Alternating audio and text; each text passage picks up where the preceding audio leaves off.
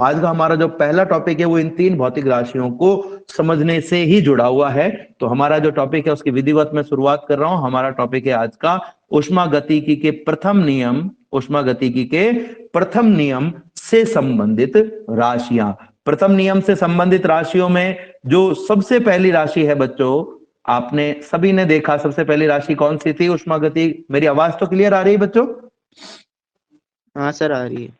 Yes sir, ठीक clear है। आ रही है। ऊष्मागतिकी के प्रथम नियम में जो सबसे पहली राशि है वो है ऊष्मा। ऊष्मा क्या है? मैंने आपको पिछले चैप्टर में भी ये बताया था, जब हमने विकिरण के तापीय निकाय पर तापीय प्रभाव के बारे में पढ़ा था, किसी द्रव्य के तापीय गुणों के बारे में पढ़ा था पिछले चैप्टर में। तब हमने कहा था कि ऊष्मा ऊर्जा का वो रूप है जो किसी एक पदार्थ से दूसरे पदार्थ में, ध्यान से सुनिएगा मेरी बात को, एक पदार्थ से दूसरे पदार्थ में, यानी हम कह सकते हैं निकाय से परिवेश में या परिवेश से निकाय में, या किसी एक पदार्थ के एक भाग से दूसरे भाग में तापांतर के कारण स्थानांतरित होती है। ये एक पदार्थ है और ये दूसरा पदार्थ है। इस पदार्थ से इस पदार्थ में ऊष्मा जा रही है केवल और केवल तापांतर के कारण। और जब तक ये ऊर्जा जा रही है, स्थानांतरित हो रही है, तब तक ही इसे ऊष्मा कहेंगे। तब तक ही हम इसे क्या कहेंगे? ऊष्मा कहेंगे। जब ये स्थानांतरित हो जाएगी उसके बाद में हम इसे ऊष्मा नहीं कहेंगे। जब ये स्थानांतरित होना शुरू होगी उससे पहले हम इसे ऊष्मा नहीं कहेंगे। जैसे मान लीजिए इसका ताप 60 डिग्री सेंटीग्रेड है और इसका ताप 30 डिग्री सेंटीग्रेड है और दोनों में ऊर्जा का स्थानांतरण नहीं हो रहा है, तो हम ये नहीं कह सकते भाई ज्यादा गर्म है तो इसमें ऊष्मा ज्यादा है और ये कम गर्म है तो इसमें ऊष्मा कम है। नहीं, दोनों में ऊष्मा है ही नहीं, दोनों में ऊष्मा है ही नहीं। पर जब इन दोनों को हम संपर्क में रखेंगे और संपर्क में रखने के कारण तापांतर की वजह से एक पदार्थ से दूसरे पदार्थ में, इस ए पदार्थ से बी पदार्थ में जब ऊर्जा का स्थानांतरण होगा तो स्थानांतरित होते समय ये ऊर्जा ऊष्मीय ऊर्जा कहलाएगी, इसे ऊष्मा हम कहेंगे। अब ये जो ऊष्मीय ऊर्जा है ये किस पदार्थ में कितनी स्थानांतरित होगी, ये इस बात पर निर्भर करता है कि उस पदार्थ के ऊष्मा के स्थानांतरण के लिए उस पदार्थ के ऊष्मा को ग्रहण करने की क्षमता कितनी है। जैसे ए पदार्थ को हमने बी पदार्थ के संपर्क में रखा। एक उदाहरण मैंने आपको कल भी लिया था, मैं आज भी वही उदाहरण काम में लूं तो मैं कहूंगा कि आपके पास में एक लकड़ी का कप है मान लीजिए, ठीक है। इसमें आपने गर्मा गर्म चाय डाल दी, ठीक है। एक आपके पास में जो है कॉपर का यानी कि तांबे का कप है, इसमें आपने गर्मा गर्म चाय डाल दी। तो आप देखेंगे लकड़ी के कप को जब आप बाहर से पकड़ोगे तो आपको गर्माहट का अनुभव उतना अधिक नहीं होगा। लेकिन अगर आप इस कप को जो कि कॉपर से बना हुआ है इसे आप बाहर से पकड़ेंगे तो आपको गर्मा गर्म गर्माहट का बहुत अधिक अनुभव होगा। हो सकता है आप डायरेक्टली इसे नहीं पकड़ पाओ, आपको उस स्थान से इसे पकड़ना पड़े जिस स्थान पर जो चाय है वो इसके सीधे संपर्क में नहीं है, यानी कम गर्म है, या इसे किसी कपड़े की सहायता से पकड़ना पड़े या किसी कागज की सहायता से या किसी ऐसे पदार्थ की सहायता से जिससे आपके हाथ नहीं जले। यानी एक बात तो फिक्स हो गई कि ये पदार्थ चाय दोनों में एक जैसा था, ठीक है ना। यानी ऊष्मा देने वाला एक जैसा है लेकिन लेने वाला एक जैसा नहीं है। ऊष्मा को ग्रहण करने वाला एक जगह लकड़ी है और एक जगह कौन है? एक जगह जो ऊष्मा को ग्रहण करने वाला है वो है कॉपर। इसी तरीके से मान लीजिए कि आपने एक कॉपर का बर्तन लिया, एक दूसरा कॉपर का बर्तन लिया। इन दोनों कॉपर के बर्तनों को आपने एक बर्नर पर रख दिया गर्म करने के लिए और इनमें दोनों में अलग अलग पदार्थ डाल दिए। एक में तेल डाल दिया और एक में जो है आपने पानी डाल दिया। आप देखोगे कि तेल को आप गर्म करोगे तो फटाक से गर्म हो जाएगा, लेकिन पानी को गर्म होने में थोड़ा सा टाइम लगेगा। और जितनी देर में पानी में उबाल आएगा, अगर उतनी देर तक आपने तेल को गर्म किया तो हो सकता है तेल में आग भी लग जाए।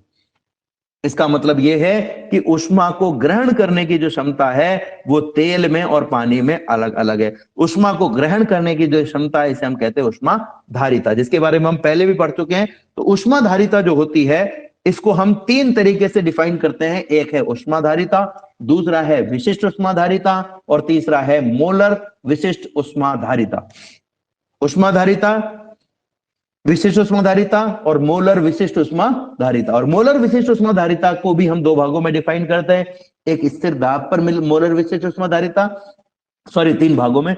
एक स्थिर दाब पर मोलर विशिष्ट ऊष्मा धारिता, एक स्थिर आयतन पर मोलर विशिष्ट उष्माधारिता और एक सामान्य स्थितियों में मोलर विशिष्ट उष्माधारिता। तो उष्माधारिता क्या है, ध्यान से समझना कि मान लीजिए आपके पास में ये एक पदार्थ है, ठीक है ना, कोई भी पदार्थ है, इस पदार्थ को जब आप गर्म करोगे तो इस पदार्थ के ताप में इकाई परिवर्तन यानी 1 डिग्री सेल्सियस या 1 केल्विन का परिवर्तन करने के लिए जितनी ऊष्मा इसे देनी पड़ेगी उस ऊष्मा की मात्रा को हम कहेंगे इस पदार्थ की ऊष्माधारिता।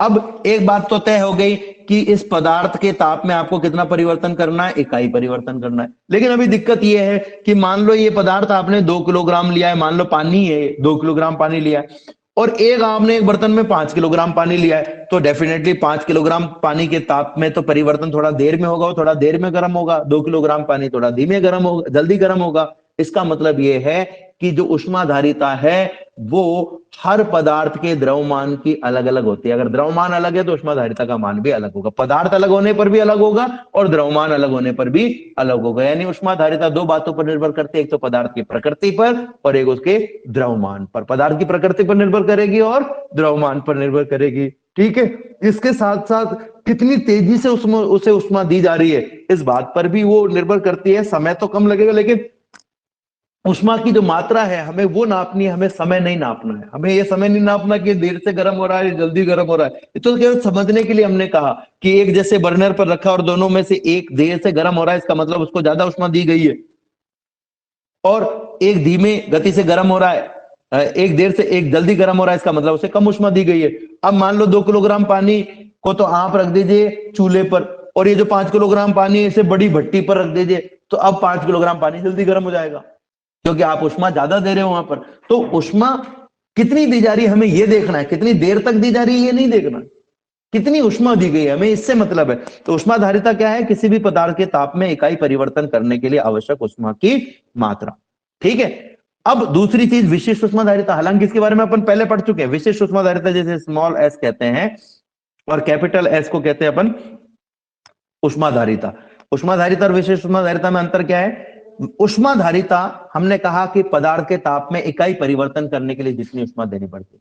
विशिष्ट उष्माधारिता 1 किलोग्राम पदार्थ की जो उष्माधारिता होती है उसी को विशिष्ट उष्माधारिता कहते हैं। यानी हम कहेंगे कि 1 किलोग्राम पदार्थ के ताप में इकाई परिवर्तन करने के लिए, कितने पदार्थ में?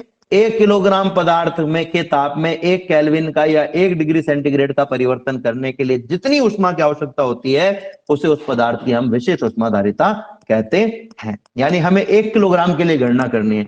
इसका जो सूत्र होता है वो होता है S बराबर 1/m del Q by del of T, ठीक है। हर पदार्थ के लिए ये विशिष्ट उष्माधारिता उस पदार्थ की प्रकृति पर निर्भर करती है, उसके अणुओं के मध्य आबंध पर निर्भर करती है, उस अणुओं के द्वारा ऊर्जा को ग्रहण करने की क्षमता पर निर्भर करती है। तीसरा जो है वो है मोलर विशिष्ट उष्माधारिता। जैसे हमने कहा 1 किलोग्राम के लिए, अब हम कहेंगे 1 मोल के लिए। 1 मोल पदार्थ, 1 मोल कितना होगा? तो किसी भी पदार्थ का जो भी अणुभार होता है उतना अणुभार अगर ग्राम में लिया जाए तो उसे हम कहते हैं ग्राम अणुभार। जैसे ऑक्सीजन का एक अणु होता है O2, इसका ग्राम अणुभार इसका अणुभार होता है 32 U। तो ग्राम अणुभार कितना होगा? इस U को हटा के ग्राम लगा दो, ये ग्राम अणुभार हो गया 32 ग्राम। हाइड्रोजन का अणु होता है H2, इसका अणुभार होता है 2U, ठीक है। ग्राम अणुभार कितना हो जाएगा? U को हटा के ग्राम लगा तो 2 ग्राम, ठीक है। तो किसी भी पदार्थ के ग्राम अणुभार के बराबर यानी 1 मोल, 1 मोल कितना होगा? जितना उसका ग्राम अणुभार होगा। जैसे हाइड्रोजन का 2 ग्राम 1 मोल है और ऑक्सीजन का 32 ग्राम 1 मोल है। 1 मोल में अणुओं की संख्या फिक्स होती है जिसे हम कहते हैं अवोगाड्रो संख्या, जिसका मान जो होता है वो 6 मेरे भी दिमाग से निकल गया 6.003 इंटू 10⁻23 यही होती है ना, मेरे दिमाग से निकल गया। हाँ, तो ये हमारे पास में एग्जैक्टली आप इसको केमिस्ट्री में 0.22 पढ़ते हो, लेकिन 22 के पीछे कुछ संख्याएं और भी है जो 2 3 में कन्वर्ट हो जाती है। खैर अगर अपन इसको रफली कहें तो 6 × 10⁻23 अपन कह सकते हैं। तो इतने अणुओं का जो द्रव्यमान होता है उसको अपन 1 मोल कहेंगे। अवोगाद्रो संख्या के बराबर अणुओं का जो द्रव्यमान है उसको 1 मोल कहेंगे। 1 मोल की एक परिभाषा और है, कार्बन 12 के 12 ग्राम में जितने अणु होते हैं, कार्बन 12 के 12 ग्राम में जितने अणु होते हैं उतने अणुओं के बराबर अणु किसी भी पदार्थ के ले लीजिए, उसको हम 1 मोल कहेंगे। तो 1 मोल पदार्थ के ताप में इकाई परिवर्तन करने के लिए, यानी 1 केल्विन या 1 डिग्री सेंटीग्रेड का परिवर्तन करने के लिए आवश्यक उष्मा की मात्रा को मोलर विशिष्ट उष्माधारिता कहते हैं। यहाँ गलती से मोलर उष्माधारिता लिखा हुआ है, इसे हम मोलर विशिष्ट उष्माधारिता कहते हैं। अब एक खास बात और ध्यान रखना कि ताप का मान मान लीजिए 27 डिग्री सेंटीग्रेड है, तो केल्विन में ये 300 केल्विन होगा। ठीक है, ताप निकाल रहे हैं, अगर हम केवल ताप निकाल रहे हैं तो डिग्री सेंटीग्रेड और केल्विन में अलग अलग आएगा। लेकिन अगर आप ताप का अंतर निकाल रहे हो और आपने कहा कि 2 भागों के ताप का अंतर 27 डिग्री सेंटीग्रेड है, केल्विन में इसका अंतर निकालो, तो केल्विन में भी इसका अंतर 27 ही आएगा, 27 केल्विन ही आएगा। अब कैसे इसको समझ लेते हैं अपन। मान लीजिए कि एक भाग का ताप था 0 डिग्री सेंटीग्रेड, ठीक है, और दूसरे भाग का ताप था 27 डिग्री सेंटीग्रेड, तो अंतर कितना आ गया, 27 डिग्री सेंटीग्रेड। अब हम केल्विन में निकालते हैं, एक भाग का ताप केल्विन में कितना होगा, 0 डिग्री सेंटीग्रेड 273 केल्विन के बराबर होता है, और 27 डिग्री सेंटीग्रेड जो है वो 300 केल्विन के बराबर होता है। तो देखो ताप डिग्री और सेंटीग्रेड में तो बराबर नहीं है, लेकिन आप इसका अंतर निकालोगे 300 माइनस 273, तो ये 27 ही आएगा। तो जब तापांतर लेंगे तो केल्विन और डिग्री सेंटीग्रेड बराबर आते हैं, और ताप लेंगे तो केल्विन और डिग्री सेंटीग्रेड बराबर नहीं होते हैं। तो आप चाहो इसे 1 केल्विन में परिवर्तन कहो या 1 डिग्री सेंटीग्रेड का परिवर्तन कहो, ठीक है। तो इसका सूत्र जो होगा वो क्या होगा, मोलर विशिष्ट उष्माधारिता को अपन C से व्यक्त करते हैं, और इसका सूत्र होता है 1/म्यू। म्यू जो है मोल मात्रा को बताता है, del Q by del T, यानी जो आपने पदार्थ लिया है वो 1 मोल लिया है, 2 मोल लिया है, 5 मोल लिया है, 10 मोल लिया है, 20 मोल लिया, 50 मोल लिया है, लिया कितना भी हो, गणना 1 मोल के लिए करनी, इसलिए हमने म्यू का यहां पर भाग दिया। अब अगर मैं इससे डेल क्यू का मान निकालना चाहूं तो डेल क्यू बराबर क्या हो जाएगा, म्यू इंटू सी इंटू डेल टी। ठीक है, अगर यही 1 मोल पदार्थ के ताप में इकाई परिवर्तन निश्चित ताप पर स्थिर दाब पर, सॉरी निश्चित ताप नहीं, स्थिर दाब पर किया गया है, तो इसमें जितनी ऊर्जा की आवश्यकता पड़ेगी, यानी हम कह सकते हैं कि स्थिर दाब पर कांस्टेंट दाब पर किसी पदार्थ के 1 मोल भाग के ताप में इकाई परिवर्तन यानी 1 केल्विन का परिवर्तन करने के लिए जितनी ऊष्मा की आवश्यकता होती है उसे हम स्थिर दाब पर मोलर विशिष्ट उष्माधारिता कहते हैं। Cp इज इक्वल टू 1/म्यू del Q by del T. अब देखो सूत्र दिखने में पहले जैसा ही है, लेकिन इसमें डिफरेंस क्या है, पहले जो डेल क्यू का मान निकाला गया था वो उसमें दाब कांस्टेंट नहीं रखा गया था, लेकिन अब जो डेल क्यू का मान निकाला गया उसमें दाब कांस्टेंट। ठीक है, और इसी प्रकार से अगर ये स्थिर आयतन पर किया जाए तो इसे हम स्थिर आयतन पर मोलर विशिष्ट उष्माधारिता कह देंगे। तो ये तो हुई उष्मा की बात, आपको सबको मेरे ख्याल में समझ में आ गया होगा उष्मा क्या होती है। पर उष्मा की एक खास बात और है कि किसी रखे हुए पदार्थ में उष्मा की मात्रा हमेशा शून्य होती है। उष्मा हमेशा क्या होगी, जब ये स्थानांतरित होगी तभी हम इसे उष्मा कहेंगे। दूसरी चीज है आंतरिक ऊर्जा। दूसरी चीज क्या है हमारे लिए, अब हमारे पास में एक तरफ उष्मा हमने पढ़ा, दूसरा हमने क्या पढ़ा था, W यानी कार्य और आंतरिक ऊर्जा। तो पहले हम आंतरिक ऊर्जा को पढ़ेंगे। आंतरिक ऊर्जा क्या है, देखिए किसी भी पदार्थ जो की अगर हम बात करें तो उसमें जो उपस्थित अणु है वो या तो लगातार कंपन कर रहे होते हैं और या फिर लगातार ये अणु जो है वो गति कर रहे होते हैं, या फिर ये अणु जो है वो किसी दूसरे अणुओं द्वारा अंतरा आणविक आकर्षण या अंत आणविक आकर्षण बल द्वारा जुड़े हुए होते हैं। तो निकाय जो होता है उसमें जो अणु होते हैं उनकी गति की वजह से, उनकी गति के कारण इनमें गतिज ऊर्जा होती है, और इनके विन्यास की वजह से यानी स्थिति की वजह से। अब स्थिति कैसे कि ये अणु तो गति करना चाहता है लेकिन दूसरे अणु के आकर्षण के कारण ये गति नहीं कर रहा है, यानी दूसरा अणु इसको उसी स्थिति में बनाए रखने के लिए अपनी कुछ ऊर्जा खर्च कर रहा है। तो इस वजह से इनमें एक ऊर्जा संचित हो जाती है, इसे हम इसकी स्थितिज ऊर्जा कहते हैं। तो इसे हम क्या कहते हैं, इसके विन्यास के कारण इसकी ऊर्जा। तो किसी पदार्थ में, किसी निकाय में अणुओं की गति के कारण उनकी गतिज ऊर्जा और स्थिति यानी विन्यास के कारण उनकी स्थितिज ऊर्जा का जो योग होता है उसे हम इसकी आंतरिक ऊर्जा कहते हैं। अणुओं की गतिज ऊर्जा और अणुओं की स्थितिज ऊर्जा का जो योग होता है उसे हम क्या कहते हैं, आंतरिक ऊर्जा। अब अगर आप किसी पदार्थ को आप ऊर्जा देंगे, गैस की अगर मैं बात करूं, मान लो गैस की हम बात करें तो गैस के जो अणु होते हैं वो स्थिर तो होते ही नहीं है, और एक दूसरे से जो आकर्षण होता है वो भी अल्पतम होता है। अगर आदर्श गैस हो तो एक दूसरे से कोई आकर्षण होगा ही नहीं, आकर्षण नहीं होगा, यानी कि एक विन्यास में एक स्थिति में रहेंगे नहीं, तो स्थितिज ऊर्जा का मान क्या होगा गैसीय अणुओं के लिए 0। जितनी भी ऊर्जा होगी वो कौन सी ऊर्जा होगी गतिज ऊर्जा। हमने अभी पढ़ा नहीं है लेकिन आपने केमिस्ट्री में पढ़ा होगा और अपने सिलेबस से चैप्टर हटा दिया है, वरना हम पढ़ते कि किसी भी गैस की जो गतिज ऊर्जा होती है वो ताप पर निर्भर करती है, जिसका मान 3/2 kT या 1/2 kT या 5/2 kT या कुछ और मान भी हो सकते हैं। डिपेंड करता है वो जो गैस है वो कौन सी प्रकृति की गैस है, मतलब उसके जो अणु है वो कौन से प्रकृति का। कौन से प्रकृति का मतलब वो ऐसी गैस है जिसमें एक ही अणु है, जैसे हीलियम। हीलियम के अणु में एक ही परमाणु है। अगर वो ऑक्सीजन है तो इसके अणु में 2 परमाणु O2 होता है। ओजोन है तो इसके परमाणु में आप देखोगे एक अणु में 3 परमाणु होंगे। कार्बन डाइऑक्साइड है तो इसमें एक परमाणु में कितने अणु हैं 3 अणु है। अमोनिया गैस है NH4 तो एक अणु में 4 तो हाइड्रोजन के परमाणु और एक नाइट्रोजन का परमाणु है। तो कौन सी गैस है ये इस बात पर निर्भर करेगा और इसमें कितने अणु हैं इस बात पर इसकी ऊर्जा निर्भर करेगी। लेकिन एक बात फिक्स है कि गैसों के अणुओं की जो गतिज ऊर्जा होती है कि वो ताप के समानुपाती होती है। अब गैस आपने ली और गैस का ताप पहले कम था तो डेफिनेटली उसकी गतिज ऊर्जा कम होगी, और अगर आपने ताप बढ़ा दिया तो उसकी गतिज ऊर्जा बढ़ जाएगी, यानी कि उसकी आंतरिक गतिज ऊर्जा में परिवर्तन होगा तो आंतरिक ऊर्जा में भी परिवर्तन होगा। यानी कि हमें कह सकते हैं कि किसी भी पदार्थ की जो आंतरिक ऊर्जा है, निकाय की जो आंतरिक ऊर्जा है वो ताप पर निर्भर करती है। वो किस पर निर्भर करती है ताप पर। और किसी भी गैस या निकाय या कोई भी पदार्थ की आंतरिक ऊर्जा में जो परिवर्तन है वो केवल इस बात पर निर्भर करता है कि प्रारंभिक अवस्था क्या थी और अंतिम अवस्था क्या थी। ये परिवर्तन कैसे किया गया है, कितनी देर में किया गया है, इस बात पर निर्भर नहीं करता। आंतरिक ऊर्जा में परिवर्तन केवल प्रारंभिक और अंतिम स्थितियों पर ही निर्भर करता है। लेकिन एक खास बात हमने क्या कही थी कि मान लो ये एक पदार्थ रखा हुआ और हम कहें इसमें ऊष्मा कितनी है तो हम कहेंगे 0। लेकिन अगर आप इसमें पूछोगे आंतरिक ऊर्जा कितनी है तो आंतरिक ऊर्जा 0 नहीं होगी, क्योंकि इसके अणु दी गई अवस्था में भी कंपन कर रहे होते हैं, गति कर रहे होते हैं, यानी इसकी कोई ना कोई गतिज ऊर्जा होती है, कोई ना कोई स्थितिज ऊर्जा होती है और इसका योग भी कुछ ना कुछ होगा।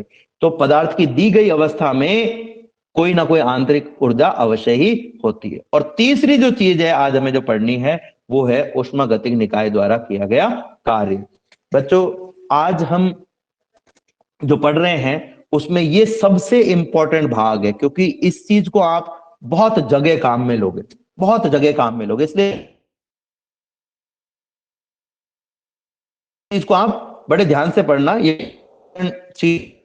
तो हम जब इस चीज के बारे में चर्चा कर रहे हैं, देखिए मान या एक सिलेंडर है, एक बर्तन है, इसमें गैस भरी हुई है, ठीक है, इसमें गैस भरी हुई है, पूरी तरह से गैस भरी हुई है और आपने इसमें एक पिस्टन लगा दिया। पिस्टन देखा आपने कभी किसी ने? इंजेक्शन देखा किसी ने? इंजेक्शन में जो पीछे दबाने वाला जो भाग होता है ना वो पिस्टन की तरह ही होता है। तो पिस्टन क्या है? पिस्टन एक ऐसी चीज है जो किसी भाग में उस भाग के अंदर भरे हुए पदार्थ पर एक प्रकार का दाब उत्पन्न करता है। गाड़ियों में भी पिस्टन लगा होता है। अब जैसे उस पीछे वाली सीरीज के पीछे वाले भाग के जब आप दबाते हो तो क्या होता है, उस सीरीज में से पानी निकलना प्रारंभ हो जाता है। अब अगर आपके घर में कोई खराब पिचकारी पड़ी हुई हो, दबाने वाली पिचकारी देखी आपने? देखी होगी, किसी घर में पड़ी हुई होगी, तो आप क्या कीजिएगा, उसका जो मुहाना है, आगे वाला जो भाग है, उस पर उंगली लगा दीजिएगा, ठीक है ना, और अब आप पीछे से पिस्टन को दबाने का प्रयास कीजिएगा। आप देखेंगे कि एक निश्चित दूरी तक आप पिस्टन को दबा पाते, उसके बाद में नहीं दबा पाते। क्यों? ऐसा क्या हुआ कि जो वो पिचकारी है उसका पिस्टन आगे नहीं गया? ऐसे इंजेक्शन में भी करके देख सकते हैं, लेकिन इंजेक्शन में सुई को हटा के करना, वरना सुई उंगली में घुस जाएगी, ठीक है। सुई को हटा के आगे वाले भाग को अगर आप बंद कर दो, या आगे वाले भाग को बंद कर दो और उसके बाद में अगर आप पिस्टन को दबाओ तो फिर ये आगे नहीं बढ़ेगा, थोड़ी दूरी तक तो आगे बढ़ेगा, उसके बाद में आगे बढ़ना बंद हो जाएगा। ऐसा क्या हुआ कि इसने आगे बढ़ना बंद कर दिया? देखो होता क्या है कि जब ये पिस्टन आगे की ओर बढ़ता है तो ये गैस के अणुओं पर बल लगाता है, प्रतिक्रिया स्वरूप गैस के अणु भी इस पिस्टन पर बल लगाते हैं। यानी कि 2 प्रकार के बल यहां पर लग रहे हैं, एक पिस्टन द्वारा गैस पर और एक गैस द्वारा पिस्टन पर। यानी कि अगर मैं ये कहूं कि यहां पर जो बल लग रहा है उसकी वजह से मैं कार्य निकालता, तो कार्य कौन करता है? जो बल लगाता है वो कार्य करता है। यानी यहां पर कार्य भी 2 प्रकार के हो रहे हैं, एक पिस्टन द्वारा गैस पर कार्य किया गया है और एक गैस द्वारा या निकाय द्वारा पिस्टन पर कार्य किया गया। तो हम यहां पर 2 चीजें देखेंगे, एक हम कहेंगे किसी पदार्थ पर किया गया कार्य, मतलब ये समझ लो उस पदार्थ पर बल लगने की बात हो रही है। और एक हम पढ़ेंगे पदार्थ द्वारा किया गया कार्य, मतलब उस पदार्थ ने बल लगाया है किसी चीज पर। जब मैं कहूं कि गैस द्वारा किया गया कार्य, तो समझ लो गैस द्वारा लगाए गए बल की बात कर रहे हैं हम। जो भी हम चर्चा कर रहे हैं वो गैस ने किया है। अब हम कहें गैस पर किया गया कार्य, गैस पर किया गया कार्य, जैसे गुब्बारे में हवा भरते हो तो गैस क्या करती है, गुब्बारे के अंदर भरी हुई हवा क्या करती है, गुब्बारे की दीवारों पर बल लगाती है और वो जो दीवारें हैं वो फैलने लगती है। ठीक है, वो दीवारें क्या करती है, फैलने लगती है। अब गुब्बारे में आपने हवा भर दी, गुब्बारे को बांध दिया और बाहर से आप इसको दबाओ तो क्या होगा, गुब्बारा संपीड़ित होगा। यानी अब क्या हो रहा है कि आपके द्वारा उस गुब्बारे के अंदर जो हवा है उस पर बल लगाया जा रहा है। ऐसे पिस्टन क्या कर रहा है, जो इंजेक्शन में भरा हुआ द्रव है उस द्रव पर एक बल लगा रहा है, एक दाब उत्पन्न कर रहा है जिससे वो द्रव आगे की ओर गति करता है। तो हम यहां पर यही देखने वाले हैं। मान लीजिए कि एक आपके पास में पिस्टन, मेरे ख्याल में आपको समझ में आ गया होगा क्या होता है। ये एक पदार्थ, एक निकाय है, इसमें गैस भरी हुई है और इसमें एक पिस्टन लगा हुआ है। ठीक है, अगर हम इस पदार्थ को गर्म करें, सपोज, ठीक है, गर्म करें, एक तो हम इस पर कैसे बल लगा सकते हैं, इस पिस्टन को अंदर धकेलें। पिस्टन को अंदर धकेलोगे तो क्या होगा, वो गैस पर बल लगाएगा। यानी हम कहेंगे पिस्टन द्वारा गैस पर कार्य किया गया, यानी गैस पर बल लगा है, गैस पर कार्य हुआ। अब मान लो आपने गैस को गर्म किया, तो गर्म करने पर क्या होगा बच्चों, गर्म करने पर क्या होगा, आपने देखा कि साइकिलों को जब आप गर्मियों के दिनों में चलाते हो तो कभी कभी गर्मियों के दिनों में क्या होता है, साइकिल का टायर फट जाता है एकदम से। क्यों, क्योंकि जब साइकिल आप गर्मियों के दिनों में चलाते हो तो एक तो घर्षण की वजह से ऊष्मा उत्पन्न होती है और एक गर्मी की वजह से ऊष्मा उत्पन्न हो रही है, उसके अंदर की जो हवा है वो प्रसारित होने लगती है और जो ट्यूब है उसकी दीवारों पर बल लगाती है। ट्यूब जब उस बल को सहन करने के योग्य नहीं रहता है तो वो फट जाता है और वो हवा बाहर निकल जाती है। तो ऐसे अगर मैं इस गैस को गर्म करूंगा तो क्या करेंगे, गैस के जो अणु है प्रसारित होने लगेंगे और गैस के अणु जब प्रसारित होंगे तो इस पिस्टन पर एक बल लगाएंगे। यानी हम कहेंगे गैस के अणुओं ने क्या किया है, पिस्टन पर एक कार्य किया है। तो मान लीजिए एक स्वचालित पिस्टन युक्त बेलन कोई गैस पदार्थ है, सिलेंडर है जिसमें गैस भरी हुई है। गैस का जो दाब है P है, तो गैस का दाब अगर P है तो इस दाब का मान कितना होगा, गैस अगर P दाब उत्पन्न कर रही है पिस्टन पर तो जो गैस का दाब है P उसका मान हम सब जानते हैं गैस द्वारा लगाया गया बल F और कितने क्षेत्रफल पर यह लगाया जा रहा है उसका अनुपात होता है। दाब बराबर होता है बल बटा क्षेत्रफल। तो गैस ने दाब लगाया है यानी गैस द्वारा लगाया गया बल बटा कितने भाग पर। अब गैस ऐसा तो है नहीं कि पिस्टन के बीच वाले भाग पर बल लगाएगी और साइड वाले भाग पर नहीं लगाएगी। उंगली से अगर आप बल लगाते पिस्टन पर तब तो हम मान सकते बीच वाले भाग पर लगता और बाकी वाले भाग पर नहीं लगता। तो अगर इससे मैं F का मान निकालना चाहूं तो बच्चों F का मान कितना हो जाएगा, F का मान हो जाएगा P इंटू ए। ये F क्या है, गैस द्वारा लगाया गया बल है। ध्यान से समझना मेरी बात को, गैस द्वारा पिस्टन पर लगाया गया बल है। तो अब पिस्टन जब ऊपर की ओर जाएगा, ठीक है, गैस को जब अपन गर्म करेंगे तो पिस्टन पीछे की तरफ जाएगा तो पिस्टन का विस्थापन होगा। जब गैस को आप गर्म करोगे तो गैस क्या होगी, प्रसारित होगी। ये गैस को गर्म किया और गैस प्रसारित हुई तो पिस्टन ऊपर की तरफ चला गया। अगर मैं इसको ठंडा करूं तो क्या होगा, गैस संपीड़ित होगी यानी इसका आयतन कम होगा और पिस्टन नीचे आ जाएगा। ठीक है, तो इन दोनों ही अवस्था में पिस्टन का क्या हो रहा है, विस्थापन हो रहा है। किसके द्वारा, गैस के द्वारा। मान लीजिए पिस्टन यहां से अभी इस पोजीशन पे है, इस पोजीशन से ये पिस्टन जो है वो पीछे चला जाता है, यहां चला जाता है, तो इसका विस्थापन कितना हो गया, dx हो गया मान लो। ठीक है, तो इस गैस के द्वारा पिस्टन का विस्थापन करने में जो कार्य किया गया उसका मान अगर हम निकालना चाहें तो हम कहेंगे कार्य dw बराबर हो जाएगा बल F इंटू विस्थापन dx। अब बल F का मान कितना है, बल F का जो मान है वो है P इंटू ए, यहां पर रख दीजिए। तो dw बराबर क्या हो जाएगा, dw बराबर हो जाएगा P into A into D X. P into A into D X, ये हमारे पास में आ जाएगा। अब देखो बच्चों एक खास बात यहां पर आप ध्यान से समझना, ठीक है ना। ये P into A into dx में a dx की अगर मैं बात करूं, ये अपने पास में एक सिलेंडर था, ये पिस्टन यहां पर था। इमेजिन करो, आप इमेजिन करो ये पिचकारी, ये पिस्टन है। पिस्टन कैसा होता है, ऐसा वृत्ताकार होता है, इसका क्षेत्रफल a है। ठीक है, ये पिस्टन यहां चला गया, इतना विस्थापन हो गया, तो ये a dx क्या हुआ, इस भाग का क्षेत्रफल इंटू ये दूरी, यानी कि मैं एक तरीके से इतने भाग के लिए निकाल रहा हूं। अब अगर आपके पास में एक बेलन होता और उस बेलन का आयतन निकालने के लिए आपको कोई कहता ये बेलन है और इस बेलन का आयतन निकालने के लिए आपको कोई कहे तो बेलन का आयतन क्या होता है, pi R square H. Pi R square क्या होता है, पाई आर स्क्वायर होता है इसके वृत्ताकार भाग का क्षेत्रफल। ठीक है बच्चों, तो वृत्ताकार भाग का क्षेत्रफल इसकी जगह मैं क्या लिख सकता हूं, ए। ठीक है, और एच क्या है, इन दोनों वृत्ताकार भागों के बीच की दूरी। तो यानी कि क्षेत्रफल को अगर मैं दूरी से, इस वृत्ताकार भाग के क्षेत्रफल को दूरी से गुणा कर रहा हूं तो इस भाग का क्या आ रहा है हमारे पास में, आयतन आ रहा है, हमारे पास में इस भाग का आयतन आ रहा है। तो इसी प्रकार से इस वृत्ताकार भाग के क्षेत्रफल को अगर मैं इस दूरी से गुणा कर रहा हूं तो मेरे पास में क्या आ रहा है, इस भाग का आयतन, इस भाग का आयतन आ रहा है। अरे इस भाग का आयतन आ रहा है कि नहीं आ रहा है? हाँ सर आ रहा है। ठीक है, तो ये हमारे पास में ए डी एक्स क्या हो गया, आयतन हो गया। लेकिन कौन सा आयतन है, कौन सा वाला आयतन, ये भी हमने को समझना पड़ेगा। तो देखो इस आयतन का मान मैं निकाल के बताऊंगा। ये आपके पास में पिस्टन था, पहले यहां था, तो गैस ने इतना स्थान घेरा हुआ था। अब पिस्टन यहां चला गया तो गैस ने एक्स्ट्रा स्थान और घेर लिया। पहले मान लो जो स्थान घेरा हुआ था, इस घेरे गए स्थान को अपन कहते हैं आयतन, ये था V1।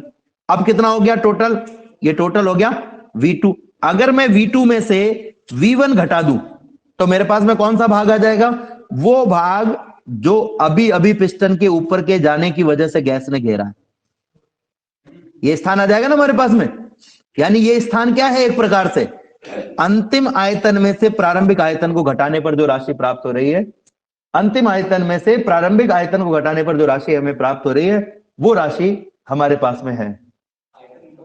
हाँ, वो राशि हमारे पास में है, यानी इसको अपन कहेंगे आयतन में परिवर्तन। तो ये क्या है, एक प्रकार से ADX क्या कहलाएगा बच्चों, आयतन में डेल V। परिवर्तन कहलाएगा। ये ADX आयतन तो है ही, लेकिन कौन सा आयतन है, आयतन में परिवर्तन है। समझ में आया कि नहीं आया, ADX को हमने DV क्यों लिखा है? सर समझ में आ गया।